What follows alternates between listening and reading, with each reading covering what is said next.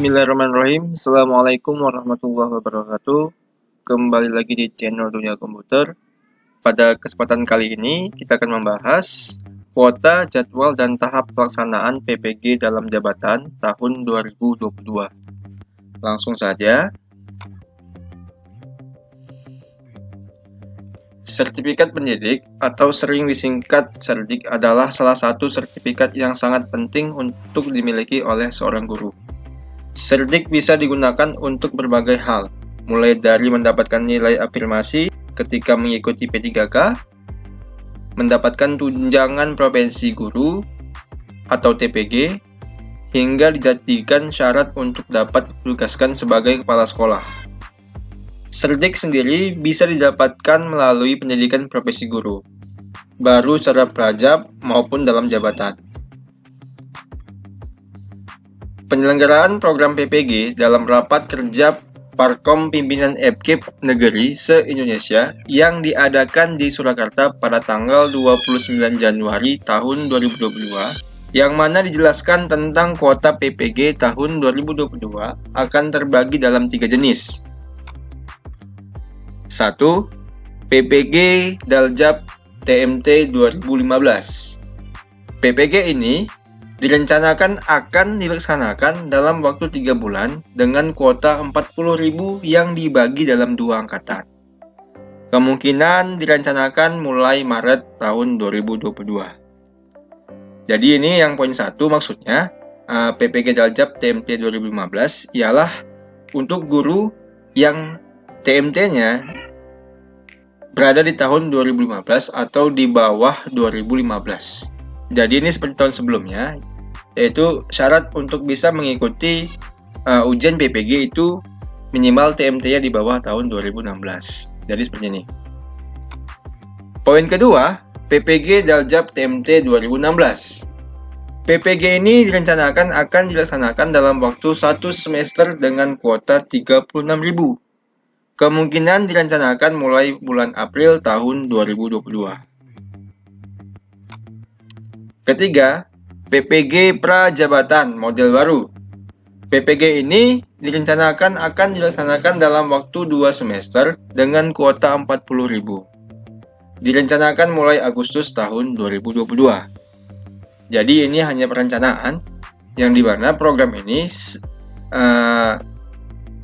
syarat utamanya kita harus memiliki TMT di bawah 2016 atau 2015. Jadi selain itu nantinya akan terdapat informasi mengenai jadwal yang resmi maupun pembukaan langsung untuk mendaftar program PPG. Nah, untuk pendaftaran PPG ini sama halnya seperti PPG tahun sebelumnya. Kita akan daftar melalui program portal SIM PKB. Di SIM PKB itu ada menu ataupun ada portal khusus juga untuk PPG yang dimana kita akan mendaftar melalui laman tersebut. Dan selain itu untuk pengumuman kelulusan kita dapat juga melihat di laman tersebut. Rencana kuota PPG tahun 2022. Untuk Daljab TMT 2015 per Desember, itu pelaksanaannya 3 bulan dengan kuota 40.000 untuk 2 angkatan. Jadi dia untuk yang TMT tahun 2015 itu ada 2 tahap. Jadi tahap 1 dan tahap 2 yang akan dilaksanakan per 3 bulan. Jumlah calon pesertanya itu ialah 1.138.373. Dan yang kedua, untuk dalam jabatan TMT mulai 2016, itu akan dilaksanakan dalam waktu 1 semester. Untuk kuotanya ada 36.000. Dan jumlah pesertanya itu ada 428.765. Dan untuk prajabatan model baru yang akan dilaksanakan 2 semester itu ada 40.000 kuota. Dan jumlah calon pesertanya yaitu 45.590.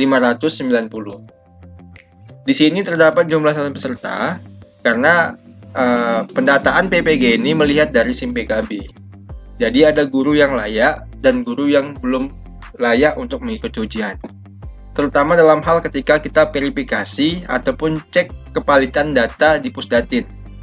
Di situ bakal ketemu ya guru mana yang layak dan guru yang tidak layak. Di antaranya ialah guru yang layak itu guru yang memiliki data ataupun terkoneksi dengan Dapodik. Yang kedua, guru yang layak itu memiliki NUPTK dan TMT-nya di antara 2016 maupun 2015. Serta lulusan guru tersebut harus S1. Di video sebelumnya sudah kita jelaskan ya bagaimana caranya cek validasi data dari Pusdatin. Jadi itulah mengapa terdapat jumlah calon peserta yang totalnya 1.138.373 untuk TMT yang tahun 2015. Berikutnya tahap penyelenggaraan PPG tahun 2022. Nah, di sini akan kita jelaskan bagaimana tahap-tahapnya. Pertama, kita melakukan pendaftaran dan seleksi administrasi. Itu akan dapat dilakukan di laman portal SIM PKB. Tinggal pilih nanti menu PPG dalam jabatan atau guru pamong. Itu ada di menu SIM PKB. Lalu setelah ada seleksi administrasi, ya, itu akan ada pengumuman kelulusan di tahap kedua ini. Dan nantinya untuk pengumuman kelulusan itu juga terdapat informasinya dalam SIM PKB seperti tahun sebelumnya. Setelah lulus, kita melakukan konfirmasi kesediaan. Itu juga kita lakukan di SIM PKB di menu PPG dalam jabatan. Itu kalau kita buka SIM PKB itu ada beberapa link login form untuk portal-portal sesuai dengan fungsi-fungsinya. Di antaranya portal SIM PKB untuk personal maupun admin, ada juga portal untuk PPG dalam jabatan. Jadi tinggal pilih saja. Dan untuk akses loginnya itu sama menggunakan nomor UKG dan password ketika kita registrasi mendaftar akun SIM PKB. Lalu yang keempat itu ada penetapan calon mahasiswa PPG. Nah, untuk tahap ini kita setelah konfirmasi kesediaan, tentunya kita harus melengkapi data-data kita seperti SK, TMT, scan ijazah, KTP, bahkan nomor rekening bank pun juga akan disiapkan. Kalau data kita sudah valid, mereka akan cek administrasi lagi, dan setelah itu kita bakal diberikan penetapan calon mahasiswa di mana. Setelah itu kita bakal ditetapkan akan melakukan ataupun melaksanakan PPG ini di wilayah mana, di kampus mana, dan di daerah mana. Nah, setelah itu baru kita melakukan lapor diri di tahap kelima. Berikutnya, di tahap ke-6, kita melakukan analisis materi pembelajaran berbasis masalah literasi dan host 5 SKS. Jadi ini di tahap ke-6 kita sudah mulai melakukan aktivitas kuliah. Dan di tahap 7 itu ada desain pembelajaran inovatif 3 SKS. Di tahap 8 itu ada uji komprehensif. Tahap 9 itu ada praktek pembelajaran inovatif 4 SKS.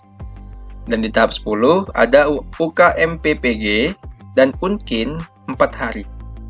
UP 2 hari. Jadi ini di tahap 10 nih kita melakukan ujian akhir atau bisa disebut dengan post testnya. Nah, di tahap 10 inilah yang sebagai penentu nantinya. Kalau kita lulus ujian ini, maka kita layak mendapatkan sertifikat pendidik ataupun SIRDIK. Oke, beginilah proses tahapan penyelenggaraan PPG dalam jabatan tahun 2002. Jadi ini tidak begitu banyak perbedaan di antara tahun lalu, hampir sama. Tetap teman-teman wajib sering pantau akun SIM PKB-nya dan tunggu informasi-informasi penting di dalamnya. Karena informasi yang paling valid itu ialah melalui laman ppg.kemdikbud.go.id atau langsung menggunakan portal SIM PKB ataupun SIM GPO. Oke, sampai di sini semoga paham. Sampai bertemu di video berikutnya. Jika ada yang kurang jelas bisa ditanya di kolom komentar. Assalamualaikum warahmatullahi wabarakatuh.